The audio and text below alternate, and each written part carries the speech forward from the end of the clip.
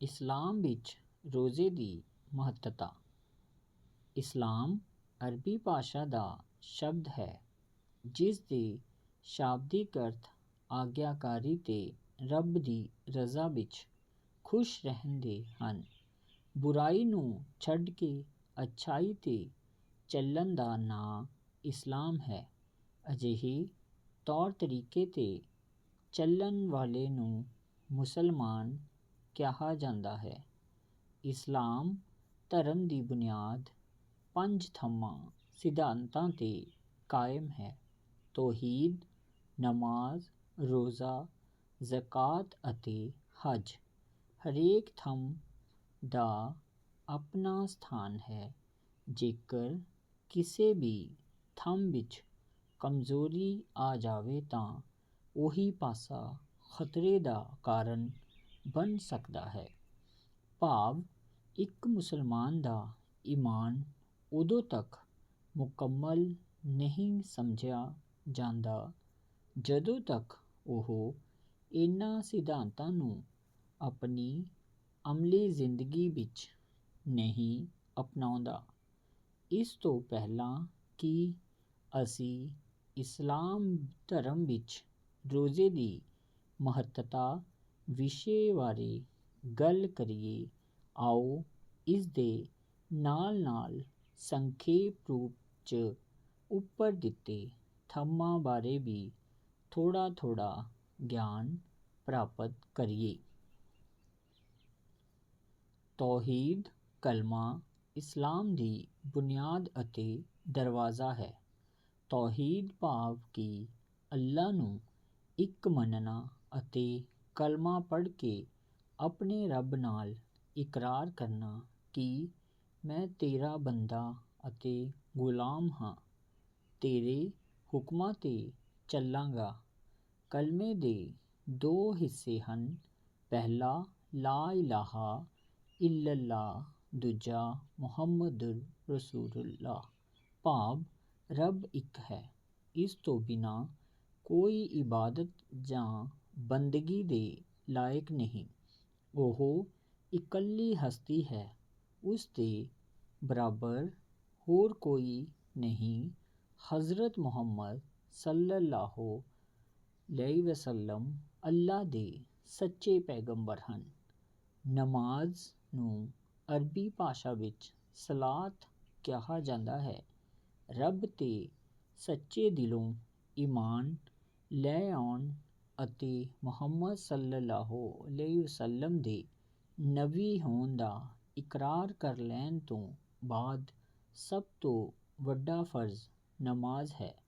ਨਮਾਜ਼ ਹਰੇਕ ਬਾਲਿਗ ਸਮਝ ਰੱਖਣ ਵਾਲੇ ਮੁਸਲਮਾਨ ਮਰਦ ਔਰਤ ਲਈ ਇੱਕ ਦਿਨ ਵਿੱਚ 5 ਵਕਤ ਨਿਸ਼ਚਿਤ ਸਮਿਆਂ ਦੌਰਾਨ ਪੜ੍ਹਨੀਆਂ ਜ਼ਰੂਰੀ ਹਨ।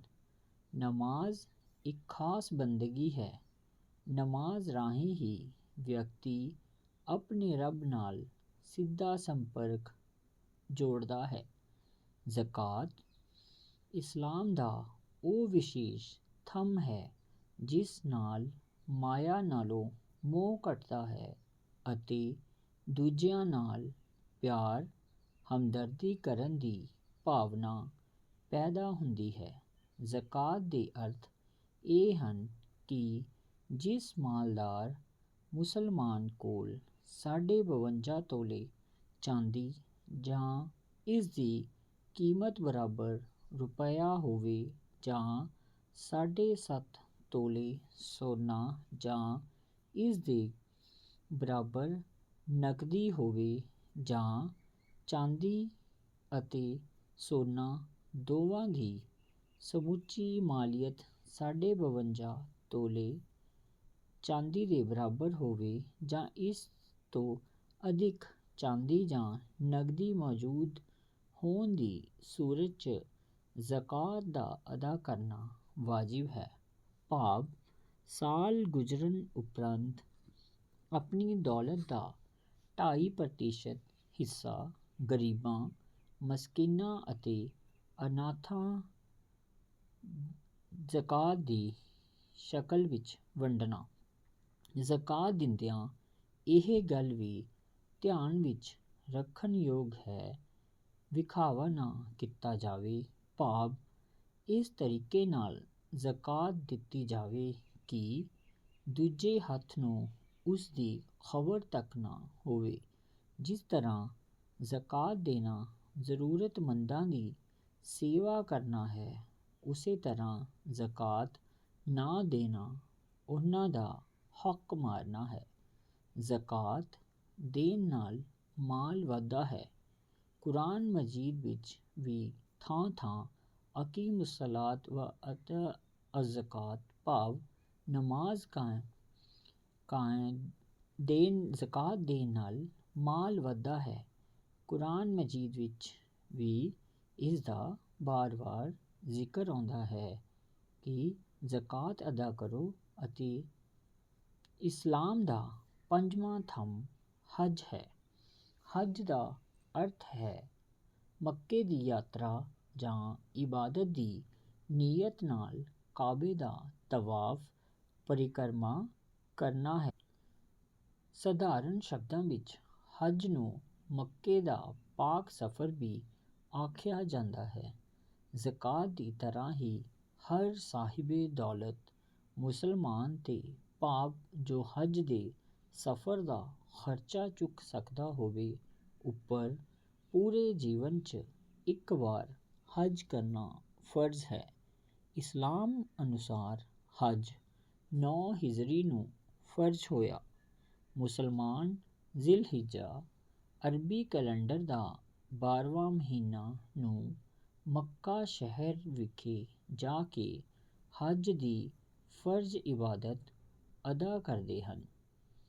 ਇਨ੍ਹਾਂ 5 ਥੰਮਾਂ ਵਿੱਚ ਰੋਜ਼ੇ ਦੀ ਖਾਸ ਮਹੱਤਤਾ ਹੈ। ਇਸਲਾਮ ਦੀਆਂ ਬੁਨਿਆਦੀ ਸਿੱਖਿਆਵਾਂ ਜਿਵੇਂ ਤੌਹੀਦ ਅਤੇ ਨਮਾਜ਼ ਤੋਂ ਬਾਅਦ ਰੋਜ਼ੇ ਦਾ ਹੀ ਦਰਜਾ ਹੈ। ਰੋਜ਼ਾ ਪੌ ਫੁਟਾਲੇ ਤੋਂ ਲੈ ਕੇ ਸੂਰਜ ਛਿਪਣ ਤੱਕ ਆਪਣੇ ਆਪ ਨੂੰ ਸੱਚੇ ਰੱਬ ਲਈ ਹਰ ਚੀਜ਼ ਤੋਂ ਅਲੱਗ ਕਰ ਲੈਣ ਅਤੇ ਕੁਝ ਵੀ ਨਾ ਖਾਣ ਪੀਣ ਅਤੇ ਅਸ਼ਲੀਲ ਹਰਕਤਾਂ ਤੋਂ ਬਚਣ ਦਾ ਨਾਂ ਹੈ। ਸਰਗੀ ਵੇਲੇ ਦੇ ਇਸ ਖਾਣੇ ਨੂੰ ਸਹਿਰੀ ਆਖਦੇ ਹਨ। ਸਹਿਰੀ ਕਰਨਾ ਸੁੰਨਤ ਹੈ। ਸ਼ਾਮ ਨੂੰ ਸੂਰਜ ਦੇ ਛਿਪਣ ਨਾਲ ਰੋਜ਼ਾ ਅਫਤਾਰ ਕੀਤਾ ਜਾਂਦਾ ਹੈ, ਭਾਵ ਰੋਜ਼ਾ ਖੋਲ੍ਹਿਆ ਜਾਂਦਾ ਹੈ। ਇਸ ਦੀ ਦੁਆ ਹੈ ਅੱਲਾਹੁਮਾ ਲਕਾ ਸਮਤੁ ਵ ਇਲੈਕਾ ਰਿਜ਼ਕਿਕਾ ਅਫਤਰਤੁ। ਰੱਬਾ, ਮੈਂ ਤੇਰੇ ਲਈ ਰੋਜ਼ਾ ਰੱਖਿਆ ਅਤੇ ਤੇਰੇ ਹੀ ਦਿੱਤੇ ਹੋਏ ਰਿਜ਼ਕ ਨਾਲ ਖੋਲ੍ਹਿਆ। ਰੋਜ਼ਾ ਖਜੂਰ ਨਾਲ ਖੋਲ੍ਹਣਾ ਸੁੰਨਤ ਹੈ। ਖਜੂਰ ਇੱਕ ਕਾਰਬੋਹਾਈਡਰੇਟਸ ਭਰਪੂਰ ਗ਼ਿਜ਼ਾ ਹੈ। ਨਮਾਜ਼ ਦੀ ਤਰ੍ਹਾਂ ਰੋਜ਼ੇ ਵੀ ਅੱਲਾ ਨੇ ਹਰੇਕ ਬਾਲਿਗ ਮੁਸਲਮਾਨ ਮਰਦ ਔਰਤ 'ਤੇ ਲਾਜ਼ਮੀ ਫਰਜ਼ ਕੀਤੇ ਹਨ। ਇਸਲਾਮ ਅਨੁਸਾਰ ਇੱਕ ਮਹੀਨੇ ਦੇ ਰੋਜ਼ੇ ਫਰਜ਼ ਕੀਤੇ ਗਏ ਹਨ। ਜਿਹੜਾ ਬੰਦਾ ਬਿਨਾਂ ਮਜਬੂਰੀ ਦੇ ਇੱਕ ਵੀ ਰੋਜ਼ਾ ਛੱਡ ਦੇਵੇ ਪਾਪੀ ਹੈ। ਹਾਂ, ਜੇਕਰ ਕੋਈ ਵਿਅਕਤੀ ਬਿਮਾਰ ਜਾਂ ਸਫ਼ਰ ਦੀ ਹਾਲਤ ਵਿੱਚ ਹੋਵੇ ਤਾਂ ਉਹ ਵਿਅਕਤੀ ਰੋਜ਼ੇ ਨੂੰ ਬਾਅਦ ਵਿੱਚ ਰੱਖ ਸਕਦਾ ਹੈ।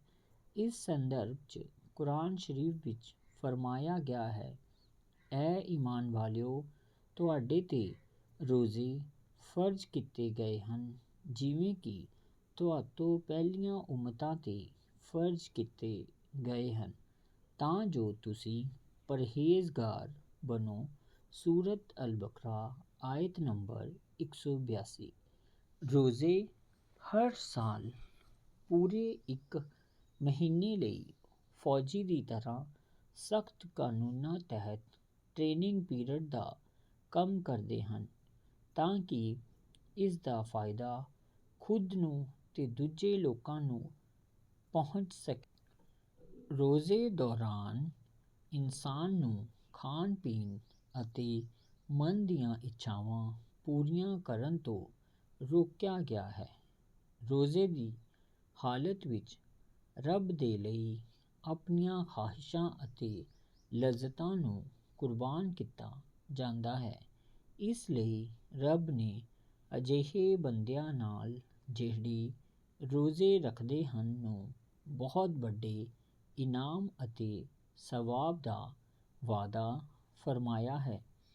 ਇਸ ਸਬੰਧ 'ਚ ਆਪ ਸੱਲੱਲਾਹੁ ਅਲੈਹਿ ਵਸੱਲਮ ਦਾ ਫਰਮਾਨ ਹੈ, ਜਿਹੜਾ ਬੰਦਾ ਪੂਰੇ ਯਕੀਨ ਦੇ ਨਾਲ ਰੱਬ ਦੀ ਰਜ਼ਾ ਅਤੇ ਉਸ ਦਾ ਸਵਾਬ ਪ੍ਰਾਪਤ ਕਰਨ ਦੇ ਲਈ ਰਮਜ਼ਾਨ ਦੇ ਰੋਜ਼ੇ ਰੱਖੇ ਤਾਂ ਉਸ ਦੇ ਪਿਛਲੇ ਸਾਰੇ ਗੁਨਾਹ ਮੁਆਫ਼ ਕਰ ਦਿੱਤੇ ਇਹਨਾਂ ਉੱਪਰ ਦਿੱਤੀਆਂ ਹਦੀਸਾਂ ਤੋਂ ਇਲਾਵਾ ਰੋਜ਼ਾ ਸਾਨੂੰ ਰੱਬ ਦੀ ਹੋਰ ਮਖਲੂਕ ਤੋਂ ਵਿਲੱਖਣਤਾ ਬਖਸ਼ਦਾ ਹੈ, ਕਿਉਂਕਿ ਜਾਨਵਰ ਜਦੋਂ ਅਤੇ ਜਿਵੇਂ ਚਾਹੁੰਦੇ ਹਨ ਖਾ ਪੀ ਲੈਂਦੇ ਹਨ ਅਤੇ ਆਪਣੀਆਂ ਮਨ ਦੀਆਂ ਇੱਛਾਵਾਂ ਪੂਰੀਆਂ ਕਰ ਲੈਂਦੇ ਹਨ। ਰੋਜ਼ੇ ਦਾ ਇੱਕ ਵਿਸ਼ੇਸ਼ ਫਾਇਦਾ ਇਹ ਵੀ ਹੈ ਕਿ ਇਨਸਾਨ ਅੰਦਰ ਰੱਬ ਦੀ ਵਡਿਆਈ ਪੈਦਾ ਹੁੰਦੀ ਹੈ। ਮਨ ਦੀਆਂ ਇੱਛਾਵਾਂ 'ਤੇ ਕੰਟਰੋਲ ਕਰਨ ਦੀ ਤਾਕਤ ਆਉਂਦੀ ਹੈ। ਰੂਹ ਮਜ਼ਬੂਤ ਬਣਦੀ ਹੈ, ਕਿਉਂਕਿ ਮਜ਼ਬੂਤ ਰੂਹ ਹੀ ਇਨਸਾਨ ਨੂੰ ਬੁਰੀਆਂ ਹਰਕਤਾਂ, ਚੁਗਲੀ ਕਰਨ, ਝੂਠ ਬੋਲਣ, ਘੱਟ ਤੋਲਣ ਅਤੇ ਦੂਜਿਆਂ ਨੂੰ ਧੋਖਾ ਦੇਣ ਤੋਂ ਰੋਕਦੀ ਹੈ। ਹਜ਼ਰਤ ਮੁਹੰਮਦ ਸੱਲੱਲਾਹੁ ਅਲੈਹਿ ਵਸੱਲਮ ਦਾ ਫਰਮਾਨ ਹੈ, ਤੁਹਾਡੇ ਵਿੱਚੋਂ ਜਦੋਂ ਕਿਸੇ ਦਾ ਰੋਜ਼ੇ ਦਾ ਦਿਨ ਹੋਵੇ ਤਾਂ ਚਾਹੀਦਾ ਹੈ ਕਿ ਕੋਈ ਗੰਦੀ ਅਤੇ ਬੁਰੀ ਗੱਲ ਮੂੰਹੋਂ ਨਾ ਬੋਲੇ ਅਤੇ ਜ਼ਿਆਦਾ ਸ਼ੋਰ ਸ਼ਰਾਬਾ ਵੀ ਨਾ ਕਰੇ। ਜੇਕਰ ਕੋਈ ਆਦਮੀ ਉਸ ਨਾਲ ਝਗੜੇ ਅਤੇ ਗਾਲਾਂ ਕੱਢੇ ਤਾਂ ਉਸ ਨੂੰ ਇਹ ਕਹਿ ਦੇਵੇ ਕਿ ਮੈਂ ਰੋਜ਼ੇਦਾਰ ਹਾਂ, ਇਸ ਲਈ ਤੁਹਾਡੀਆਂ ਗਾਲਾਂ ਦੇ ਜਵਾਬ ਵਿੱਚ ਮੈਂ ਗਾਲਾਂ ਨਹੀਂ ਦੇ ਸਕਦਾ। ਇੱਥੇ ਇਹ ਗੱਲ ਵੀ ਵਿਚਾਰਨਯੋਗ ਹੈ ਕਿ ਰੋਜ਼ਾ ਸਿਰਫ ਪੂਰੇ ਦਿਨ ਭੁੱਖੇ ਪਿਆਸੇ ਰਹਿਣ ਦਾ ਨਾਮ ਨਹੀਂ ਹੈ, ਸਗੋਂ ਰੋਜ਼ੇ ਦੌਰਾਨ ਤੁਹਾਡੇ ਇਖਲਾਕ 'ਚੋਂ ਰੋਜ਼ੇ ਦੀ ਝਲਕ ਸਪਸ਼ਟ ਵਿਖਾਈ ਦੇਣੀ ਚਾਹੀਦੀ ਹੈ। ਭਾਵ ਰੋਜ਼ੇ ਦੀ ਹਾਲਤ ਵਿੱਚ ਖਾਣ ਪੀਣ ਦੇ ਨਾਲ ਨਾਲ ਹਮਬਿਸਤਰੀ ਸੰਭੋਗ ਦੀ ਵੀ ਮਨਾਹੀ ਹੈ। ਇਸ ਦੇ ਨਾਲ ਹੀ ਅੱਖਾਂ ਦਾ ਵੀ ਰੋਜ਼ਾ ਹੁੰਦਾ ਹੈ ਕਿ ਕਿਸੇ ਨੂੰ ਗਲਤ ਨਿਗਾਹ ਨਾਲ ਨਹੀਂ ਵੇਖਣਾ, ਕੰਨਾਂ ਨਾਲ ਕਿਸੇ ਦੀ ਚੁਗਲੀ ਨਿੰਦਿਆ ਨਹੀਂ ਸੁਣਨੀ, ਜ਼ੁਬਾਨ ਨਾਲ ਕਿਸੇ ਨੂੰ ਮੰਦਾ ਨਹੀਂ ਬੋਲਣਾ ਅਤੇ ਨਾ ਹੀ ਕਿਸੇ ਨੂੰ ਗਾਲ ਕੱਢਣੀ ਹੈ ਅਤੇ ਨਾ ਹੀ ਕਿਸੇ ਦੀ ਚੁਗਲੀ ਨਿੰਦਿਆ ਕਰਨੀ ਹੈ। ਇਸੇ ਪ੍ਰਕਾਰ ਹੱਥਾਂ ਅਤੇ ਪੈਰਾਂ ਦਾ ਵੀ ਰੋਜ਼ਾ ਹੁੰਦਾ ਹੈ। ਹੱਥਾਂ ਨਾਲ ਅਸੀਂ ਕੋਈ ਵੀ ਮਾੜਾ ਕਾਰਜ ਨਹੀਂ ਕਰਨਾ ਅਤੇ ਪੈਰਾਂ ਨਾਲ ਕਿਸੇ ਵੀ ਮਾੜੀ ਥਾਂ ਨਹੀਂ ਜਾਣਾ ਜਿੱਥੇ ਪਾਪ ਹੋਣ ਦਾ ਡਰ ਹੋਵੇ।